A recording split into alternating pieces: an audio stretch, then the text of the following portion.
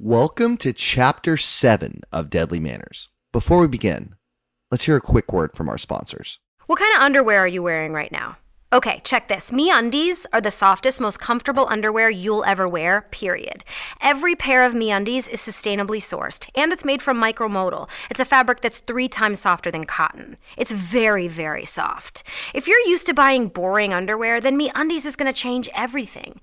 You have to feel for yourself why MeUndies has sold over 5 million pairs to date. And if you don't love your first pair of MeUndies, then they're free. For a limited time, get 20% off your first pair, plus free shipping at MeUndies.com/deadly. That's MeUndies.com/deadly.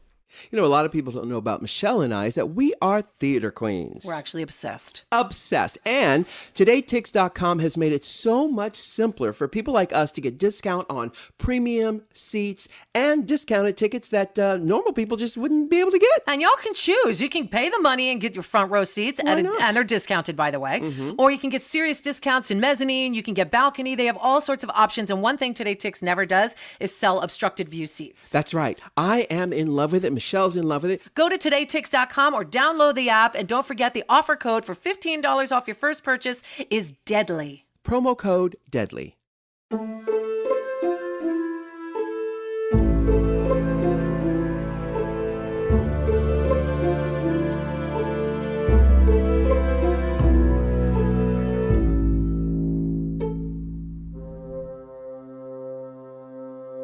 It was a widely accepted fact among the circles of high society that Nancy Clark was not known for her impeccable timing. More than just fashionably late, Nancy had a long-standing penchant for arriving to most situations at the least opportune moment. She had married Roger after he had discovered the bottle. And in one notable incident, she hosted a vineyard getaway after grape season. Poor timing was just Nancy's lot in life. Tonight was no exception. Why are you all looking at me like that? What happened now? Mere moments before Nancy rejoined the party, it had been revealed that her husband, along with William and Leslie Birch, had all been viciously attacked by an unseen assailant, leaving only 2 of them alive. Of course, Nancy, who had removed herself from the festivities for a short while to collect herself, had no way of knowing about the grisly attack. Or so she played it. Oh, Nancy, thank goodness you're here. William, Roger, and Leslie were attacked. William and Roger are all right. Did you see who it was? Unfortunately, the attacker's identity remains unknown to us. It was dark. We were caught off guard. I was knocked out pretty quickly, and Roger was impaired. If you never stop drinking, it's all one cocktail. Of course it is, honey. What are we going to do, Veronica? We've got bodies piling up, and now our husbands look like blood-splattered ink blot tests. Oh, come on! Olivia, who had been observing the back and forth from a distance, had clearly had enough. Stomping over to her mother, the fiery young woman threw an accusatory finger in Nancy's direction. Are we really not going to question the fact that she disappeared from the party for a bit, only to reappear after her husband was savagely attacked? Well, I never! Olivia, what are you trying to say? That maybe if you look under Mrs. Clark's well-manicured nails, you wouldn't be surprised to find blood. How dare you imply that I would attack my own husband? Oh, please. It's no secret that you two barely get along. Maybe you just finally had enough. Delicious. Oh, yes. Now, dearest, I know tensions are high and everyone is on edge, but we can't just go accusing everyone who happened to step out of the room of murder. It just seems a little convenient. That's all I'm saying. Yes, but Nancy isn't the only one who's been away from the group, as you yourself pointed out earlier. Well, I'm not ruling out the fact that the killer and the attacker are different people. Maybe she's just an opportunist riding off the coattails of another success. It's not unheard of in these circles, is it, Mother? Who is that directed to? At this point, I don't even know. There have been so many pointed barbs this evening. I didn't realize murder was a pointed barb. It is when it interrupts entrees. I appreciate your enthusiasm for solving the crime and keeping us safe, Olivia, but, as Mr. Clark and I pointed out earlier, the attacker had to have been a man, especially considering the fact he was able to overpower us. Are you saying a woman wouldn't have the strength? Not exactly the time for women's lib, dear. Well, I'll tell you what it is time for. At the sound of her voice, the small group that had gathered around Roger and William turned toward Barbara DuPont. The feisty socialite was wearing a look of smug annoyance on her face. A snack of any sort, really. Overlooking the major faux pas that you ran out of crudité and killed someone with your main course, I think a little nibble now would be just deserved. My apologies, Barbara dear, but the string of murders tonight have slowed the evening quite a bit. Untimely death is no excuse for one's menu to grind to a halt. Why, J. Rockefeller's third cousin Bartholomew passed away from natural causes between the soup and the duck confit at the Arbor Day Gala, and the family powered through to the end of the meal before calling the coroner. Because that's what old Barty would have wanted. Because it's proper. Wow, she really is a lot. You have no idea. Of course, Barbara. Oh, God, this is a disaster. Again, people are dead. Yes, but the people who aren't need to eat. It's my job as a hostess. You know what they say? If not dead, keep them fed. No one says that. I do. I say that. Just let your mother attend to the party, dear. Fine, but it's not over. Well, if that's true, I'm gonna need another cocktail. Dear. What? I have only had one. Moving to stand, Roger's face was suddenly contorted with an expression of immense pain. Clutching at one of the wounds he had only recently incurred, the politician began to wobble on his feet, perhaps for the first time due to a reason other than alcohol. Roger! Perhaps the senator should have a seat. George, where did you come from? He has a habit of doing that. With the sudden arrival of the butler catching everyone off guard, Roger, already weak on his feet, stumbled forward. Taking the quickest route to the carpet below, Roger would have hit the ground with great force were it not for the quick action of William, who managed to catch his friend mid-fall. A feat which, though heroic, was also a considerable strain. Roger was, after all, the well-fed sort, and William was still suffering from his own wounds. I've got you, my friend.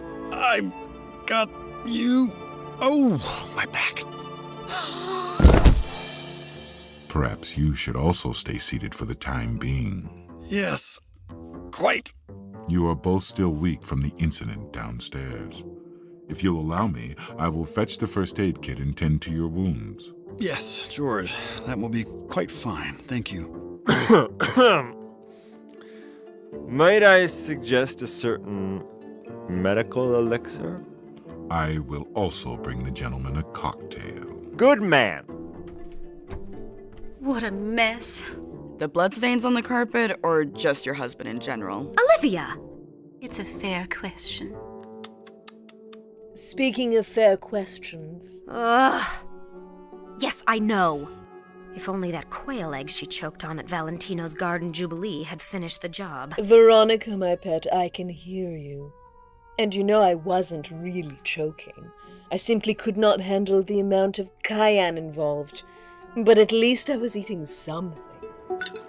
Oh, dear, I seem to have spilled my Tom Collins. Not to worry, sir. The alcohol will help sterilize the wounds. I'm not sure the same can be said about the sugar syrup that serves as a mixer in that drink. As long as he does not suffer from diabetes, I am certain he will survive. Ugh, what a disaster. What next? Behold, the veil has been pierced. As if on cue, the fortune teller, long thought missing in action, appeared at the room's entrance. The sight of his ethereal beauty framed by the doorway made all heads turn in his direction, and for the moment caused those gathered to temporarily forget about their pangs of hunger. I've returned from the beyond. Oh my god! Did you travel to the spirit realm? No, sugar. I got locked in the bathroom. Raising his hand, the fortune teller showed the room a shiny doorknob clutched in his fist. The mechanism had been ripped free of whatever port it had once called home. With a casual toss, the fortune teller threw the knob onto the ground at Veronica's feet. The knob got jammed and I was stuck in that bathroom for 4 whole hours. I eventually jimmied that sucker off with some bobby pins, a can of shaving cream, and a few items I would never mention in mixed company. So we have nothing to eat and no convenient way to deposit it if we did. Classic Veronica. There's more than one bathroom in this house, Barb. It's not your summer cottage. Hold on just a minute. What now?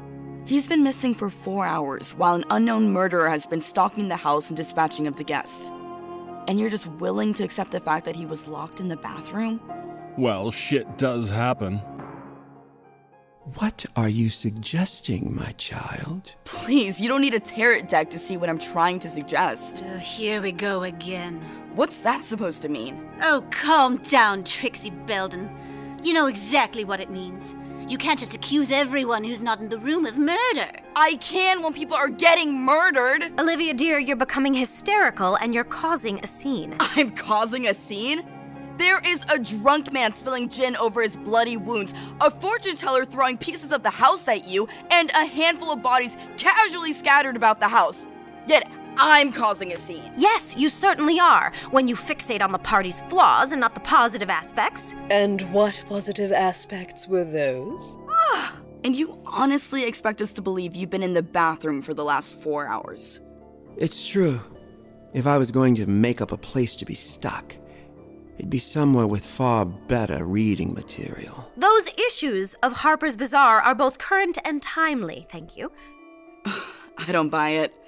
For someone who can tell the future, you certainly did a poor job of seeing this coming.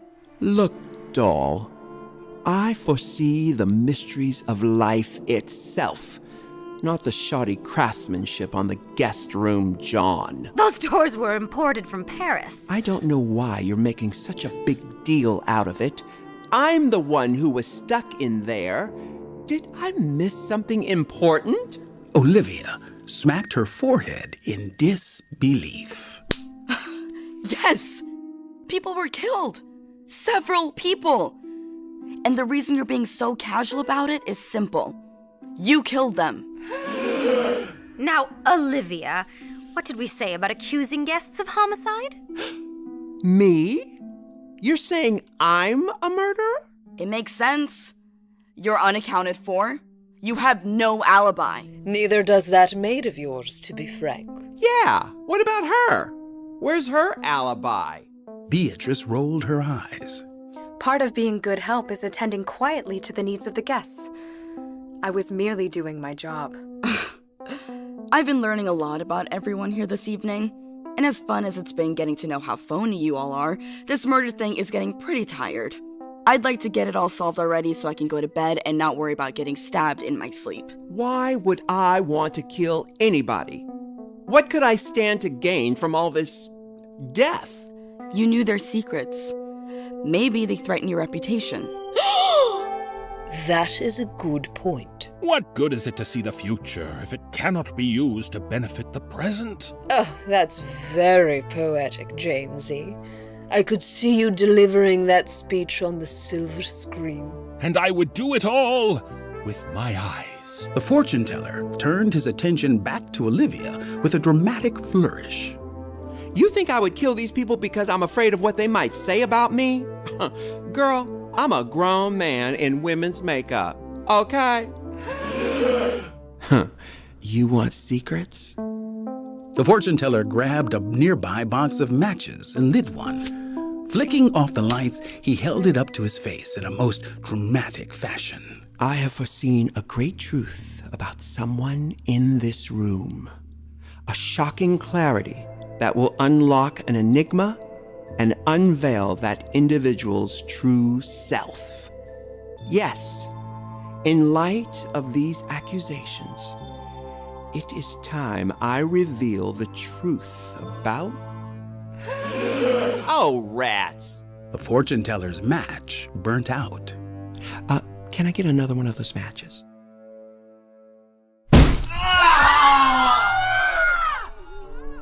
Veronica rushed to turn the lights back on. As she did, those gathered were treated to a grisly sight. Lying prostrate upon the ground, the fortune teller. Sticking out of the fortune teller's head was the doorknob he had brought in from the bathroom, the sharp edges of its bottom half jammed into his skull. Blood began to pool around either side of his very dead head. Aha! Glancing from the body to Olivia, Nancy pointed an accusatory finger toward the girl. What? It was you! Me? Doesn't feel very good to be accused, does it? How do you figure it was me? After you forced his hand, he was about to reveal his secret, so you killed him. That doesn't make any sense. I accused him of murder. To throw us off the scent, clearly. If I was trying to throw you off the scent, why would I kill the person I was trying to pin it on? I don't know.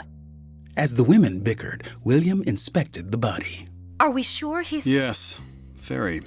A knob to the noggin will do that. Who's next then? Why don't we all just off ourselves and get it over with? Why does this keep happening? Whatever can we do? Well, you could, for a start, feed your guests. God, Barbara!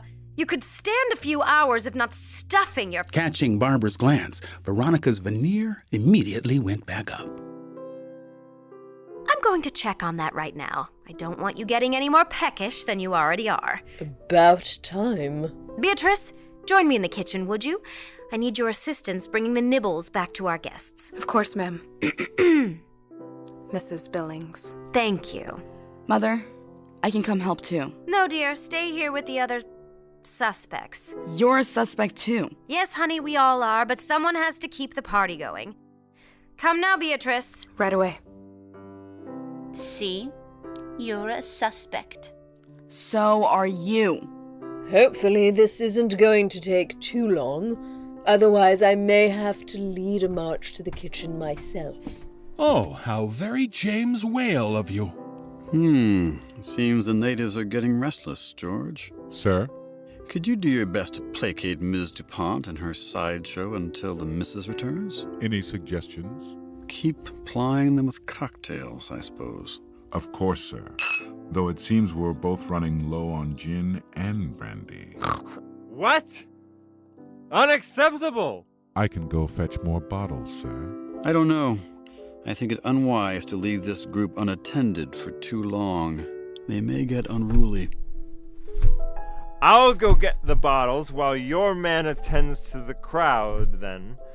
And I will not continue to suffer the further indignities of this night without something to soothe my nerves. Roger, I'm not sure... I will, and I shall. I'll go with you.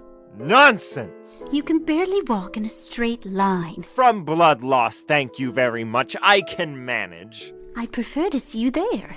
Always henpecking me, infernal woman. Oh. Thank you, Nancy. Well then, come on. You're holding me up. Meanwhile, in the kitchen. Find anything? The more food in Barbara's mouth, the more likely she is to keep it shut. Just some baking powder, another box of crackers, and a can of water chestnuts. Grab the water chestnuts. Those are classy, right? I don't even know what they are. Perfect. Mysterious food. Food you can't completely identify is a hallmark of the rich, Beatrice. Better grab the crackers, too. Yes, ma'am. And what have I told you about calling me ma'am? Veronica grabbed the maid's arm firmly, and intensity suddenly filled the air. Only in the bedroom. You're damn right. Veronica tossed the water chestnuts and crackers aside, and they clattered to the floor. Beatrice vaulted herself into Veronica's arms. Passionately, they began to kiss, with lips Interlocked and hands groping, the room was ablaze with sexual energy. Oh, dear God, Beatrice, how I've needed your touch. It's all I've been thinking about all evening. You don't think anyone's caught on yet, do you? No. I think I've done a good job at completely throwing them off. Veronica, our little rendezvous just haven't been enough. I'm sorry. My husband's eyes have been ever watchful, and that bitch Barbara DuPont has been on me like a hawk. I know what I would like to be on. Like a hawk. Shoving Veronica against a nearby counter, Beatrice continued the sexual barrage. As the women slammed against cabinets and counters, Veronica let out a moan of ecstasy.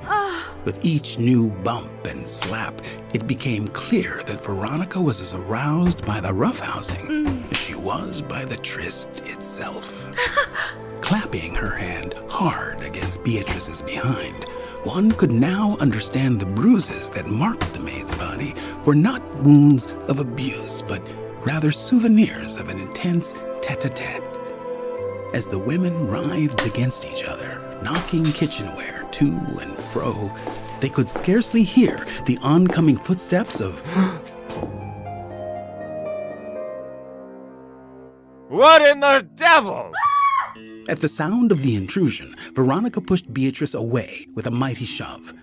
Standing, the lady of the house dusted herself off, finally taking in the interlopers, Roger and Nancy, who were both standing with mouths agape. I can explain. I think my eyes has given me explanation enough. You're a sex pervert. Now wait just a minute. I have no interest in hearing your denial. I know what I saw. Filth. Now, sir, I know what you saw appeared carnal in nature, but I assure you that there is more to it than mere perverse intent. And what do you know? You're the help. If anything, you're the victim here. You are surely not the first servant to have been forced into weirdo sex games with their employer. Oh, should I be locking up our help now, too? Nancy? Don't you even... I love her. A silence fell over the kitchen. Beatrice. Well, I do. And I believe she loves me. Veronica? Standing before her so-called friends, Veronica looked from Roger and Nancy to Beatrice and back again several times. Finally, her eyes fell on the maid with a mixture of passion, determination, and a hint of defeat. I do. Oh my. I've heard about this. The love that dare not speak its name. Lesbians! He dared. It's unnatural. It's unseemly. Does William know? What do you think? Well, I can't keep this from him. No man of society deserves to be played a fool like this, especially by you feminist sex freaks. Roger turned on his heel to head for the door. I refuse to let my friend be in the dark any longer, madame.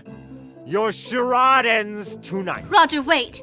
Hurtling herself towards the door, Nancy blocked Roger's path to the exit. Incredulous, Roger glared at his wife with annoyance. Get out of my way, Nancy.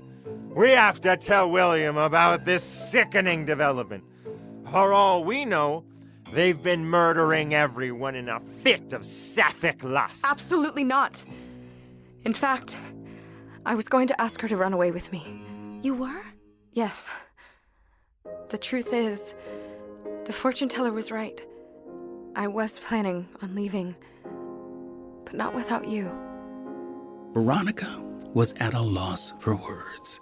She gently grabbed Beatrice's hand and stroked it softly. Nancy watched as the two women looked at each other with more love in their eyes than she had ever seen. She turned to her husband, poking a finger into his chest. No, you won't be telling William. Surprised by her sudden shift in tone, Roger stared at his wife in disbelief. You're going to try to tell me what to do? Again? Yes. Yes, I am.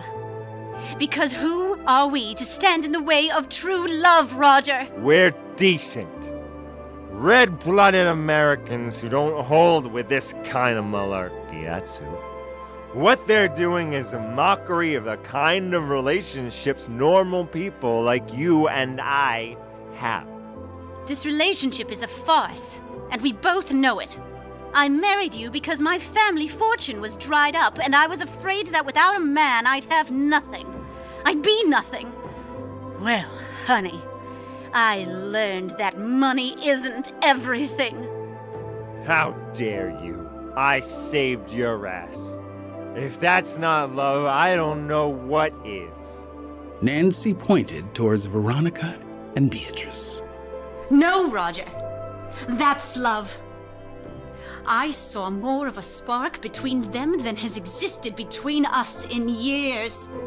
I know what love looks like when I see it because it hasn't existed in my life for a very long time. Nancy! I won't let you ruin the love of these two fine people the way you ruined ours, Roger. Seeing them tonight has empowered me. Yeah? And what are you gonna do about it? So help me, if we survive this night, I'm going to go out into the world and find the love I deserve.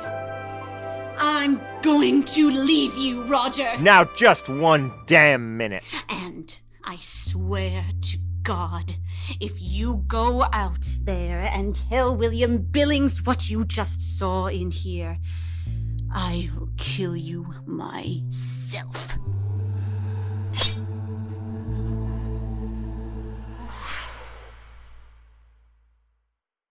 Thank you for listening. We're going to leave you with a preview of Chapter 8 after this quick word from our sponsors.